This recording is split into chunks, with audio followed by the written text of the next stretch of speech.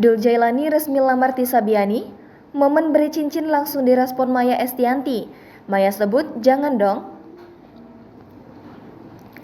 Keluarga Maya Estianty dan Irwan Musyri baru-baru ini melakukan liburan ke Bali. Tak sekadar liburan keluarga, Al-Ghazali dan Dul Jailani ikut mengajak pasangan masing-masing. Dilansir dari YouTube Maya LL Dul TV, Senin 10 Januari 2022, keseruan liburan tersebut diperlihatkan dalam sebuah vlog Maya Estianty. Baik Alisa Dagues maupun Tisa Biani nampak tak canggung ketika bercengkrama dengan Maya Estianty dan Irwan Musyri. Pasalnya, Maya Estianty selaku calon ibu mertua sudah begitu dekat dengan keduanya.